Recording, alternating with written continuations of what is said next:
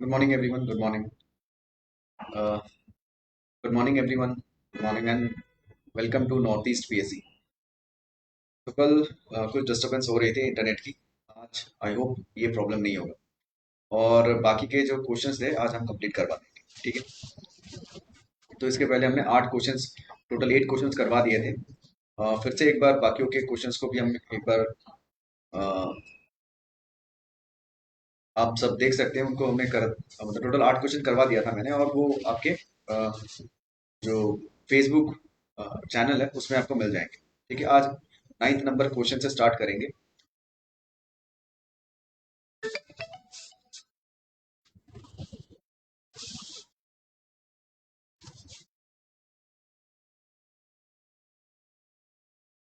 चलिए,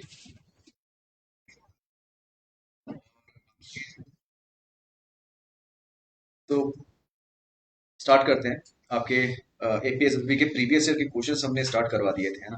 तो इसके पहले मैं पीवाईक्यूज करवा रहा था, लेकिन अभी जो है वो आपके क्या है, सब्जेक्ट वाइज है। तो सब्जेक्ट वाइज क्वेश्चन सॉल्व करवाए जा रहे हैं। क्वेश्चन नंबर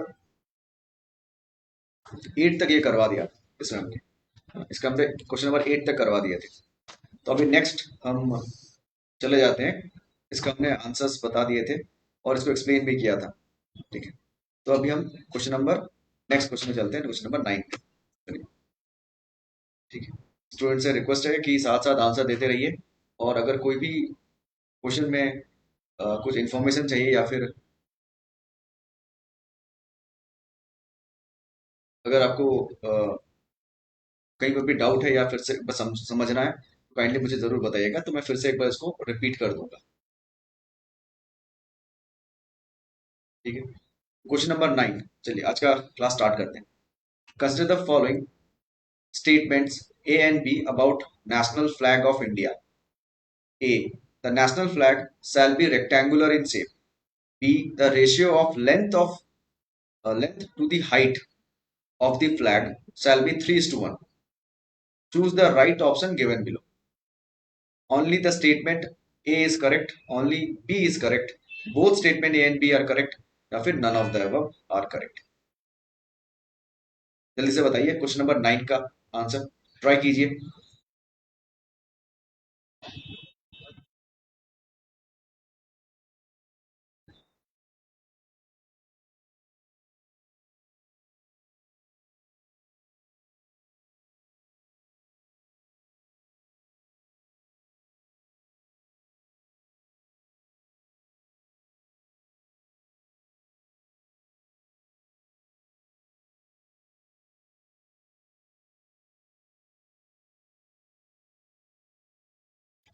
हम सेंड कर दीजिए ग्रुप। हम सेंड कर दीजिए ग्रुप में।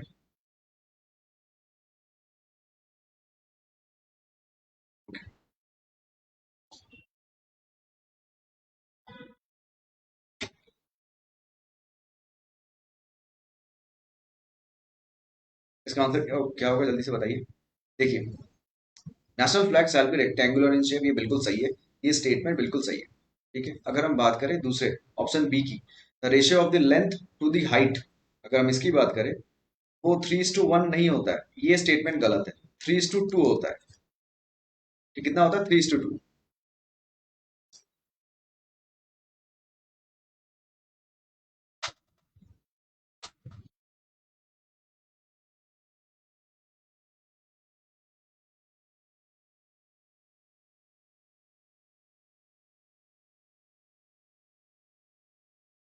ठीक है, तो क्या होगा आंसर? ऑप्शन ए होगा करेक्ट आंसर। ठीक है, option A is the correct answer. Good morning.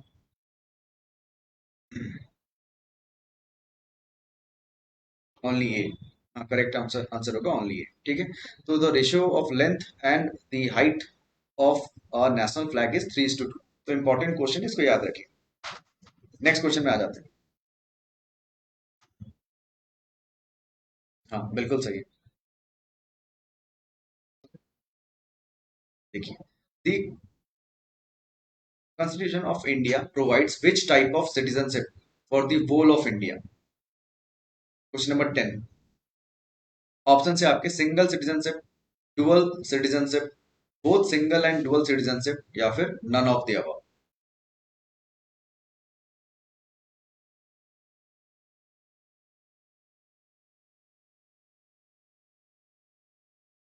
जल्दी से बताइए।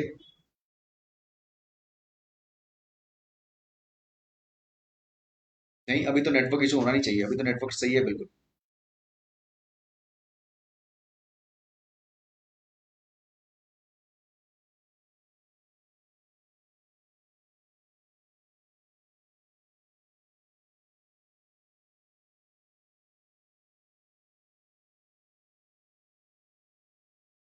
आंसर क्या होगा? देखिए, आंसर क्या है? सिंगल सिटीजनशिप है। ठीक है, constitution of India provides which type of citizenship, तो आंसर होगा सिंगल सिटीजनशिप। ये हमने कहां से लिया है? हमने बोरो किया from the constitution of UK, United kingdom से बोरो किया। ठीक है, सिंगल सिटीजनशिप का ये। ठीक है, आर्टिकल 5 to 11, ये जो है, ये आपका सिंगल मतलब सिटीजनशिप के रिलेटेड है। Article 5 to 11।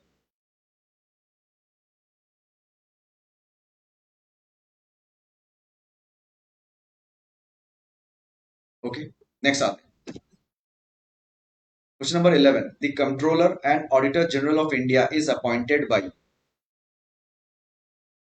ऑप्शन से आपके the speaker, the prime minister, the president, none of the above.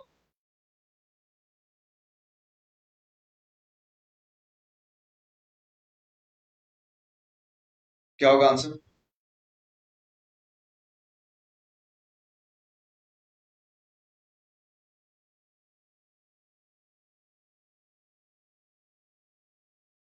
देखिए, the controller and auditor general of India कौन अपॉइंट करता है? आंसर होगा ऑप्शन सी, द प्रेसिडेंट। ठीक है, सी इसका आंसर होगा। ठीक है, याद रखिएगा, कंट्रोलर एंड ऑडिटर जनरल जो है, वो आर्टिकल 148 में। ठीक है, ये क्या करते हैं? हमारे फाइनेंशियल जो स्टेटमेंट्स होते हैं, मतलब जो हमारी जो ऑडिटिंग होती है, इनका हेड होता है कौन? सीएजी। कौन होते हैं? CAG, controller and auditor general. ठीक है, हाँ। और जो अभी एट प्रेजेंट करंट जो सीएजी है, करंट सीएजी कौन है? के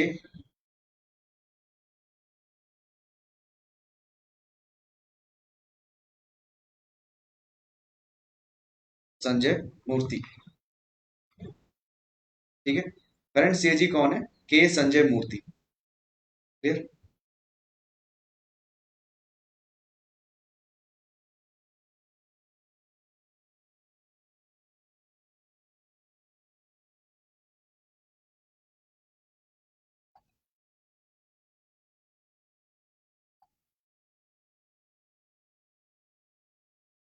ओके, नेक्स्ट आ जाते हैं। देखिए, विच of the following amendments act introduced GST? Option से आपके the constitution 97th amendment act, फिर क्या है? The constitution 99th amendment act 2014, the constitution 101st amendment act 2016, या फिर नन ऑफ द अबव। इसका क्या आंसर होगा? जल्दी से बताइए मुझको।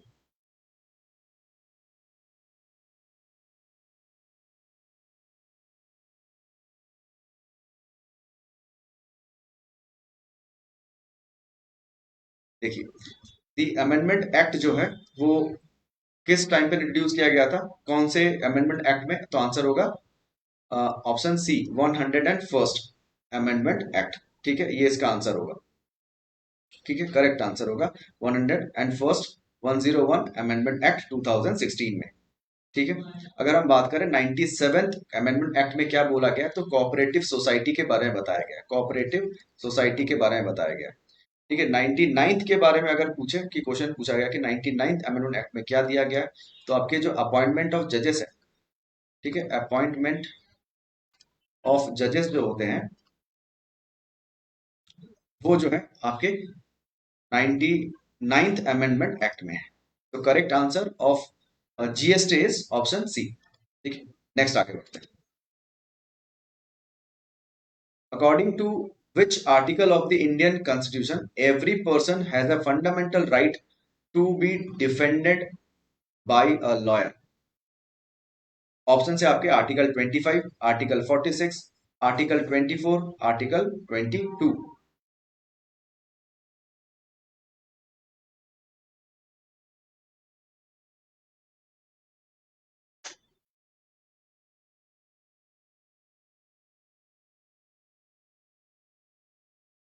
आंसर क्या होगा, जल्दी से बताइए।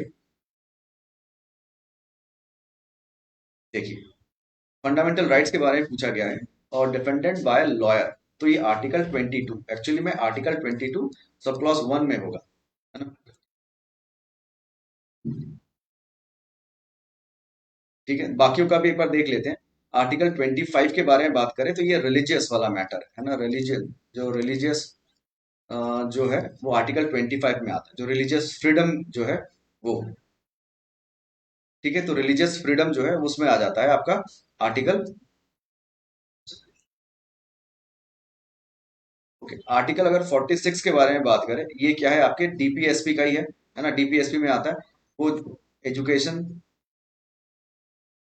For weaker section of the society. ठीक है, ये वाला आ जाता है आपके आर्टिकल 46 में, जो कि डीपीएसपी का पार्ट है ना। आर्टिकल 24 में अगर हम बात करें तो इसमें क्या हो जाता है, एम्प्लॉयमेंट जो है, एम्प्लॉयमेंट ऑफ चाइल्ड बिलो, कौन सा, below 14 years into any hazardous environment, जैसे कोल माइंस में ये सब अगर हो गया तो वो सब आर्टिकल 24 में आ जाते हैं। ठीक है, तो ये है आपका हो गया क्वेश्चन नंबर 13 का आंसर 22। ठीक, नेक्स्ट आ जाते हैं। Which state has topped in the Good Governance Index 2021 released by the central government? Options क्या है आपके, Kerala, Karnataka, Gujarat, none of the above. ये आपके पर्सनल असिस्टेंट 2022 का क्वेश्चन है। अब देखिए इसका अगर आंसर हम बात करें, गुड गवर्नेंस एक्ट जो होता है वो, सॉरी इंडेक्स जो है 2021 का, इसमें फर्स्ट टॉप रैंक किसने किया है, तो आंसर क्या होगा, गुजरात। ठीक है, 2021 का जो है वो गुजरात जो था टॉपर था, मतलब टॉप किया था। ठीक है, नेक्स्ट आ जाते हैं। Which of the following part of Indian constitution deals with the fundamental right, personal assistant 2022 का क्वेश्चन है। ऑप्शन है आपके part 1, part 3, part 2, none of the. क्या होगा बताइए, क्वेश्चन नंबर 15 का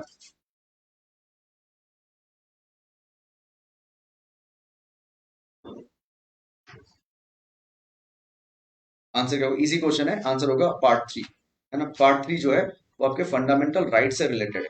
अगर मैं बात करूं कि पार्ट 1 में, तो पार्ट 1 में क्या है, यूनियन एंड टेरिटरी है, union and territory is the correct answer.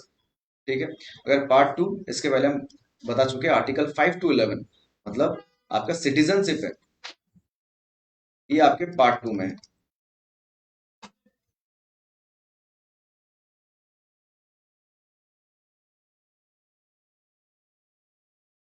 Okay, चलिए नेक्स्ट आ जाते हैं। The fundamental duties in Indian Constitution is taken from the Constitution of, option से आपके Germany, China, union of Soviet socialist Republic, या फिर none of the above.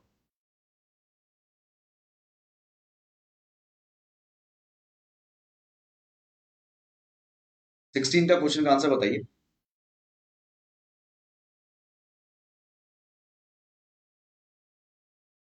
देखिए, fundamental duties के बारे में पूछा गया है। तो फंडामेंटल ड्यूटी जो है ना, ये यूएसआर मतलब रशिया से लिया गया। ठीक है, ये कौन से में है? आपके आर्टिकल 51A में है ना? 51A में है ये आर्टिकल। और आपको ये भी याद रखना है कि ये कौन से अमेंडमेंट के द्वारा क्या मतलब कौन सा अमेंडमेंट इसके साथ रिलेटेड है? तो आंसर होगा 42nd कॉन्स्टिट्यूशनल अमेंडमेंट एक्ट 1976। ठीक है, ओके। अच्छा, मैं यहाँ लिख देता हूँ और लोगों को दिख नहीं।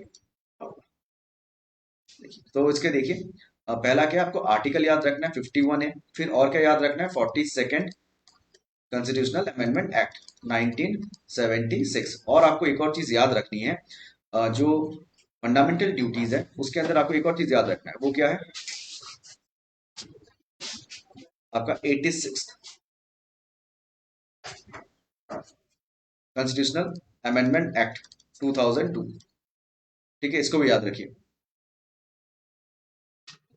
ठीक है, जिसमें हम टोटल कितने थे फंडामेंटल ड्यूटीज? 10। अब कितने हैं एट प्रेजेंट? कितने हैं? 11। टोटल कितने हैं? 11 हो गए। अभी कितने हैं? 11। तो 11 वाला है वो किससे आया है? 86 अमेंडमेंट एक्ट से आया है। तो 11th वाला जो है फंडामेंटल ड्यूटी, वो कहाँ से आया? 86 कॉन्स्टिट्यूशनल अमेंडमेंट एक्ट, जिसमें वो 6 to 14 ईयर्स में फ्री एजुकेशन बताया गया है। और ये बहुत ज्यादा इंपॉर्टेंट है आपके एग्जाम्स के लिए भी। ठीक है, इसको याद रखिएगा। तो 51 जो है इसका article, 42nd constitutional amendment act को याद रखिए और 86 को भी याद रखिए। ठीक है, आगे बढ़े। In India, the Constitution Day is celebrated every year on, ये तो बहुत इजी क्वेश्चन है, नवंबर 26, दिसंबर 26, जनवरी 26, नन ऑफ द अबव। इसका आंसर क्या होगा? क्वेश्चन नंबर 17 का आंसर बताइए। देखिए, इसके पहले हम ये क्वेश्चंस करवा चुके हैं, है ना? और सीधी सी बात है कि ये अडॉप्ट हुआ था कब? 26 नवंबर 1949 में ये अडॉप्ट हुआ था। But came into force अगर कहें, अगर हम बात करें केम इन टू फोर्स, तो क्या होगा इसका डेट? अगर हम बात करें केम इन टू फोर्स, तब इसका आंसर हो गया 26 जनवरी 1950। तो करेक्ट आंसर इज जनवरी 26। ठीक है, क्लियर?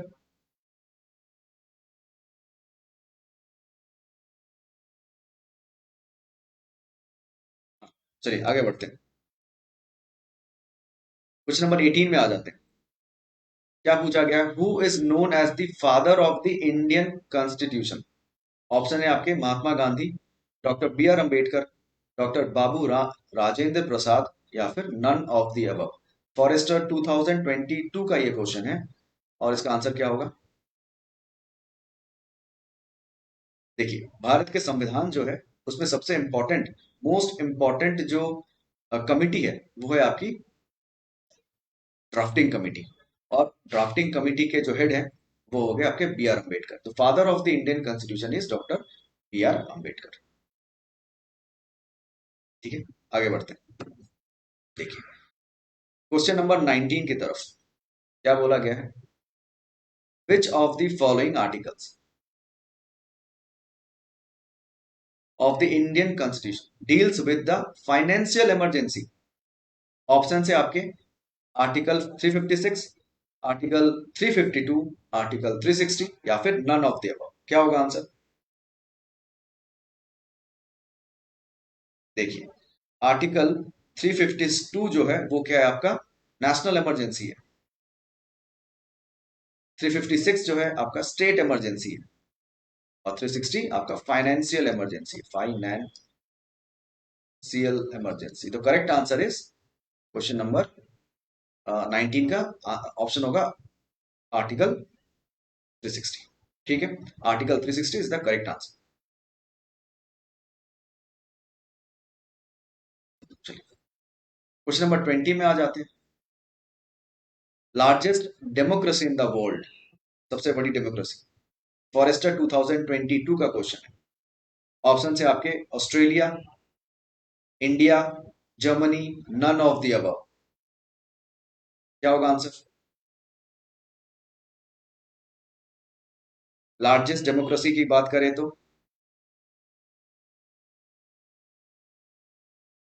Option B, India. ठीक है, लार्जेस्ट डेमोक्रेसी जो है वो क्या है, हमारी इंडिया की है। करेक्ट है। नेक्स्ट क्वेश्चन में आ जाते हैं। देखिए, बहुत इंपॉर्टेंट क्वेश्चन है और फॉरेस्ट गार्ड 2022 में भी आ चुका है। क्वेश्चन क्या है? A quasi federal form of government, a federal system with strong central government in Indian constitution was adopted from options आपके British constitution, American constitution, Irish constitution और या फिर option D Canadian constitution. Quasi federal form of government मतलब federal system with strong central government, क्या होगा answer?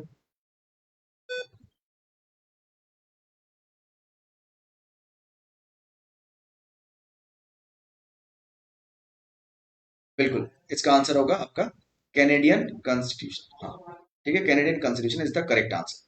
अगर हम British constitution की बात करें तो इसमें हमारा अभी थोड़ी देर पहले हमने बात किया था, जो बाई कैमरल है, बाई कैमरल जो हमारा कॉन्स्टिट्यूशन है वो, ठीक है, साथ में जो पीएम का पोस्ट है वो भी हमने ब्रिटिश कॉन्स्टिट्यूशन से लिए गए। ठीक है, अमेरिकन की बात करें तो फंडामेंटल राइट जो है हमने वहां से लिया है।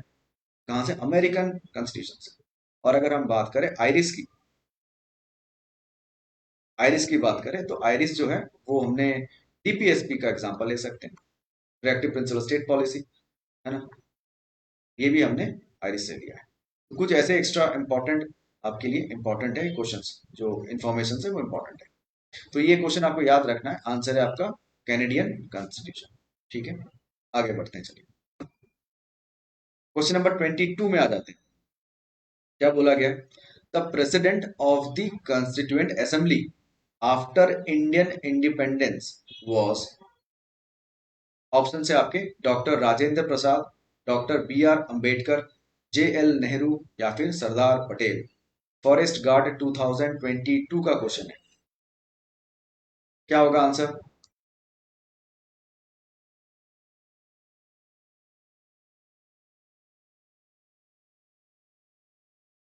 इसका आंसर क्या होगा? President of constituent assembly, answer होगा doctor Rajendra Prasad is the correct answer. ठीक है, doctor Rajendra Prasad is the correct answer. ठीक है, आगे बढ़े। हाँ ठीक है, डॉक्टर राजेंद्र प्रसाद। 23 में आ जाते हैं। देखिए, the maximum strength of council of ministers in a state as per constitution is dash percent of legislative assembly. Option है आपके 10, 12, 15, 18। फॉरेस्ट गार्ड 2022 का ये क्वेश्चन है। तो मैक्सिमम स्ट्रेंथ कितनी होनी चाहिए? आंसर क्या होगा?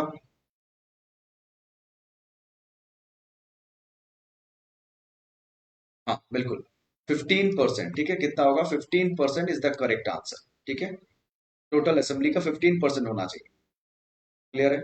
और ये हमने 91st कॉन्स्टिट्यूशनल अमेंडमेंट एक्ट से ये बना है। ठीक है, ये कहाँ मेंशन्ड है? 91st 91 constitutional amendment act. 15% is the correct answer और बहुत इंपॉर्टेंट है, रिपीटेड क्वेश्चन। आगे बढ़ते हैं। Question number 24, which of the following article of the Indian Constitution provides for prohibition of discrimination on grounds of religion, race, caste, sex और place of birth? Option से आपके article 15, article 16, article 17 या फिर article 18।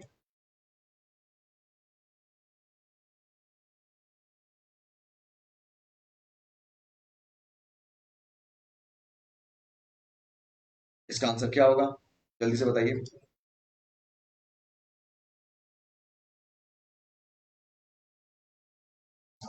हाँ, article 15 is the correct answer. अगर हम article 16 की बात करें तो इसमें क्या है आपका? Equal opportunities.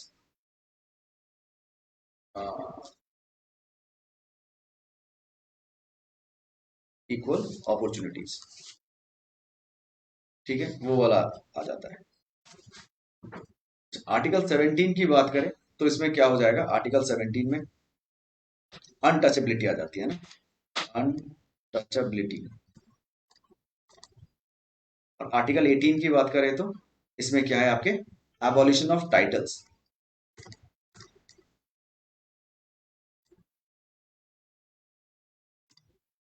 Abolition of titles ये आपके आर्टिकल 18 में है। क्लियर है? ठीक है, तो आपके आप देख सकते हैं कि फंडामेंटल राइट से क्वेश्चंस ज्यादा पूछे गए हैं, साथ में आपके आर्टिकल्स ज्यादा आ रहे हैं, तो आर्टिकल्स आपको पढ़ने होंगे। नेक्स्ट क्वेश्चन में आ जाते हैं। हाँ, बिल्कुल। क्वेश्चन नंबर 25 में आते हैं। क्वेश्चन क्या है, principles of liberty, equality and fraternity in Indian constitution was adopted from French constitution, American constitution, Irish constitution, या फिर option D Canadian constitution.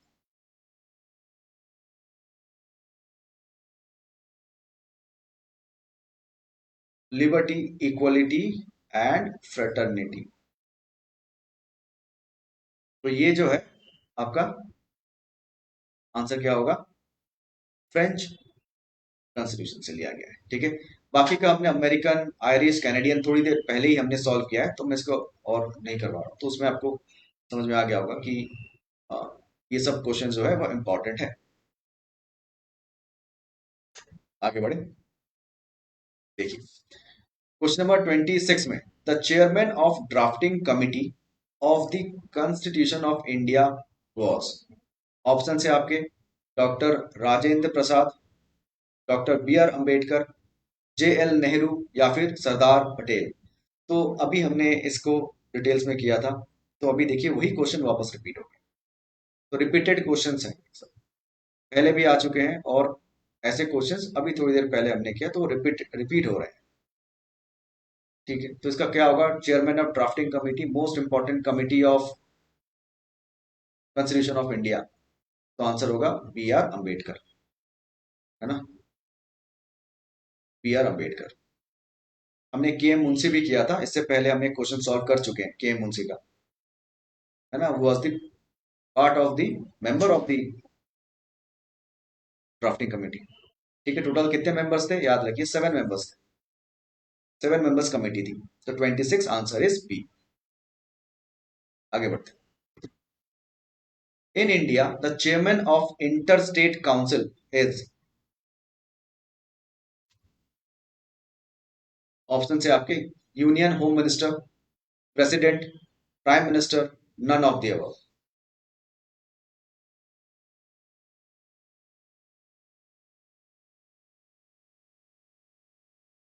Answer क्या होगा, 27 का answer is, inter state council के जो चेयरमैन होते हैं वो आपके प्राइम मिनिस्टर होते हैं, ठीक है। Prime minister is the correct answer.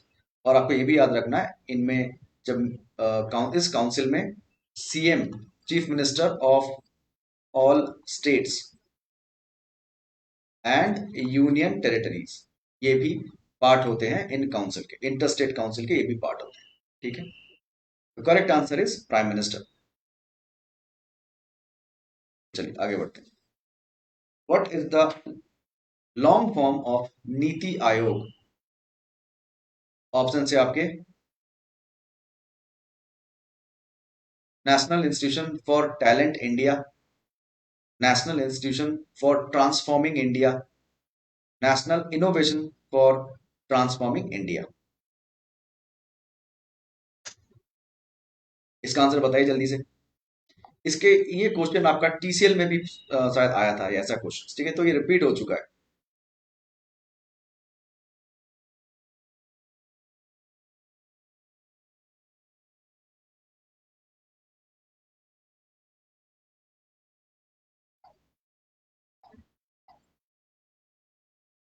Answer क्या होगा इसका, correct answer is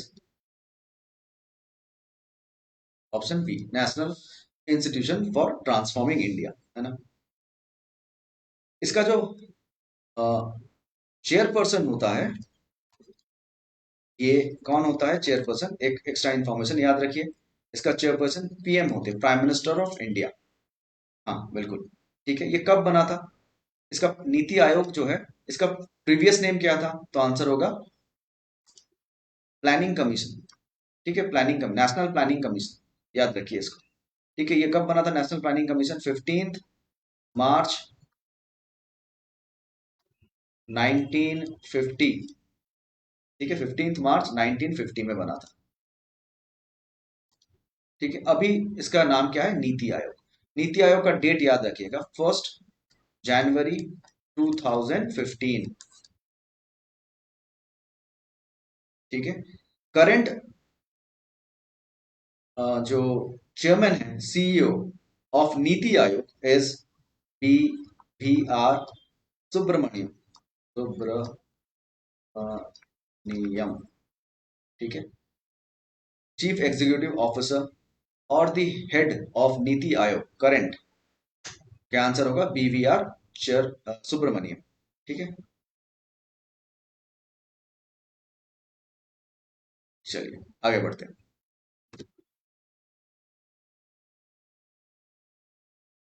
question number 29, which of the following article deals with the provision of annual financial statement in the constitution of India? Option है आपके 108, 110, 111 या फिर 112। क्या answer होगा? Question number 29 का आंसर।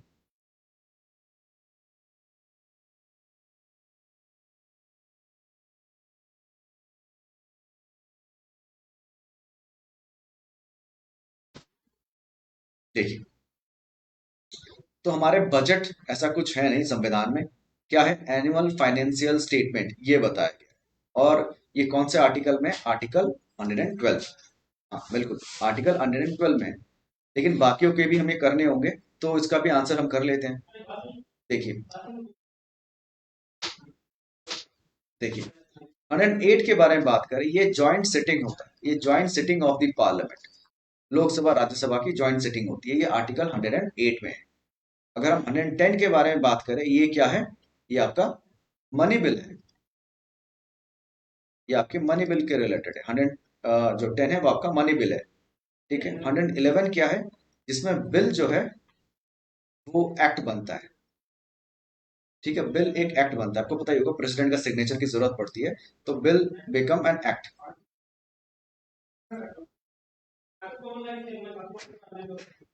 ठीक है,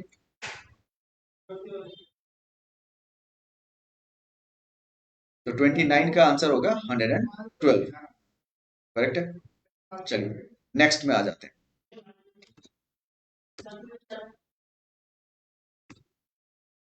क्वेश्चन नंबर 30 में आ जाते हैं।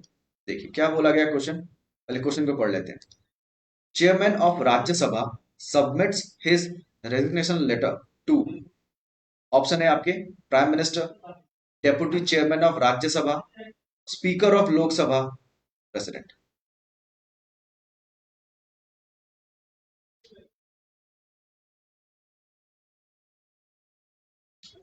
30 का क्या होगा?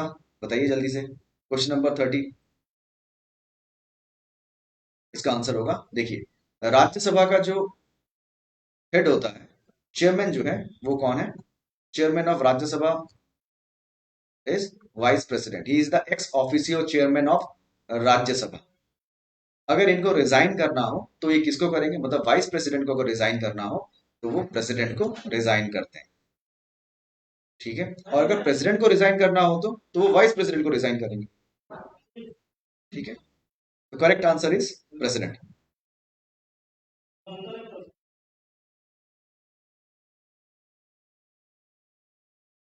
आगे बढ़ते हैं। Question number 31, chairman of 15th finance commission of India is, option है आपके एन के सिंह, डी के जोशी, प्रफुल्ल पटेल या फिर स्मिता सब्रवाल। इसका आंसर क्या होगा?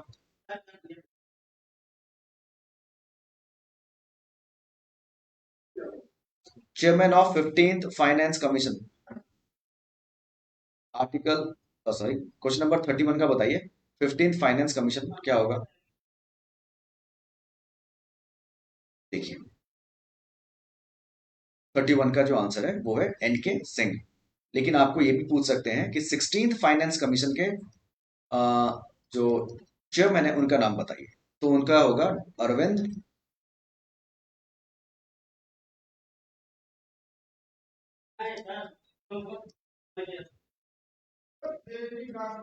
पानागरिया। ठीक है, अरविंद पानागरिया ये है आपके 16th फाइनेंस कमीशन के चेयरमैन। तो 15th अगर पूछा गया है तो रिसेंट जो है, एट प्रेजेंट जो करंट जो अभी चल रहा है वो 16th फाइनेंस कमीशन। तो उसके जो हेड हैं, चेयरमैन जो है, वो अरविंद पानागरिया है। लेकिन 15th का अगर पूछा जाए तो एन के Joshi is the correct answer. आगे बढ़ते हैं। देखिए, क्वेश्चन नंबर 32 में जाते हैं। Section 124A of Indian penal code is associated with the offence of. Option से आपके child sex abuse, domestic violence, women and child trafficking, या फिर ऑप्शन डी सेडिशन।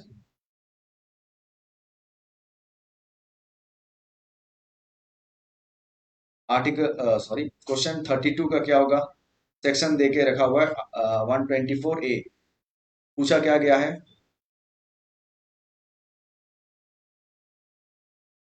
कि 124A इज रिलेटेड टू। तो correct answer is option C, sedition. ठीक है, sedition क्या है? ये कह सकते हैं hatred towards the rules and regulation of government of India. Government जो रूल्स रेगुलेशन बना रहा है उनके अगेंस्ट में हो जाना, ठीक है, देश के अगेंस्ट में बात करना, ये तब सेडिशन एक्ट लगता है। तो Indian penal code 124A, section 124A में ये मेंशन है। आगे बढ़े। क्वेश्चन नंबर 33 देखिए। 71st constitutional amendment include which of the following languages in the 8th schedule. Option से आपके बोडो, मणिपुरी, उर्दू, डोगरी।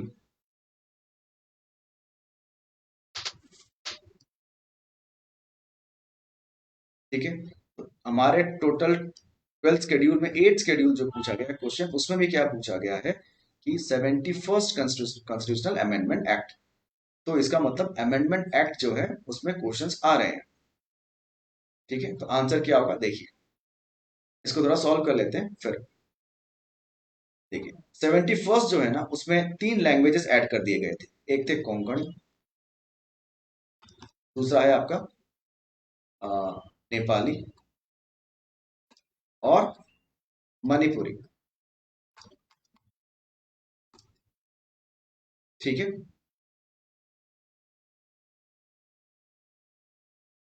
क्लियर। तो ये है आपका करेक्ट आंसर होगा मणिपुरी। 3 लैंग्वेजेस को ऐड किया गया था।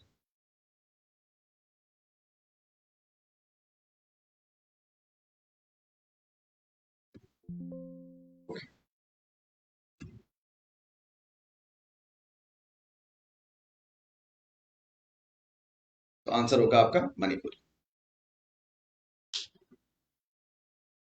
ठीक, तो ये था आपका आज का लास्ट ये क्वेश्चन था। इसके पहले हमने बाकी क्वेश्चन हमने सॉल्व करवा दिए हैं। आप उन वीडियोस को भी देख सकते हैं। इसका 2 पार्ट में हमने किए थे। कल थोड़ी प्रॉब्लम हो रही थी, तो आज आई होप स्टार्टिंग में थोड़ी प्रॉब्लम थोड़ी हुई होगी, लेकिन अभी एक बिल्कुल सही है। ठीक है, तो ये ऐसे क्वेश्चंस आप देख सकते हैं। तो हम अगर इसका कंक्लूजन निकालें तो हम इसको कह सकते हैं कि इसमें आर्टिकल्स और अमेंडमेंट्स बहुत ज्यादा आ रहे हैं। तो इसीलिए आपको इन क्वेश्चंस को दिमाग में रखते हुए पढ़ना होगा। ठीक है, सिर्फ स्केड्यूल्स नहीं, आपको अमेंडमेंट भी पढ़ने होंगे।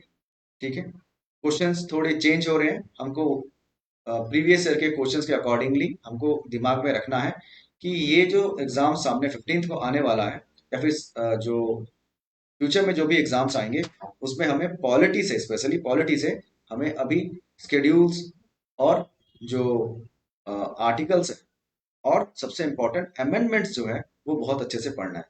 फंडामेंटल राइट्स को अच्छे से पढ़ लीजिए, क्योंकि वो उसमें से क्वेश्चंस बहुत ज्यादा आ रहे हैं। ठीक है, तो ऐसे क्वेश्चंस आप देख सकते हैं, इंपॉर्टेंट है, अमेंडमेंट्स भी इंपॉर्टेंट है।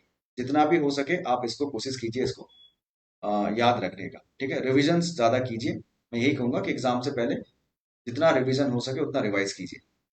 तो आज के लिए इतना ही। फिर हम लोग नेक्स्ट दिन आएंगे और उसको, हाँ, आज आपका अप्रैल का करंट अफेयर्स आपको अभी करवाया जाएगा। थोड़ी देर के बाद मैं फिर ऑनलाइन आऊंगा और लाइव आऊंगा, उसमें करंट अफेयर्स अप्रैल के कंप्लीट करवाएंगे जितने बाकी हैं। और अगर हम बाकी बात करें कि हम नेक्स्ट दिन मतलब कल भी हम लोग ये स्टार्ट करेंगे, मतलब अब से मैराथन क्लास रेगुलर रहेगा।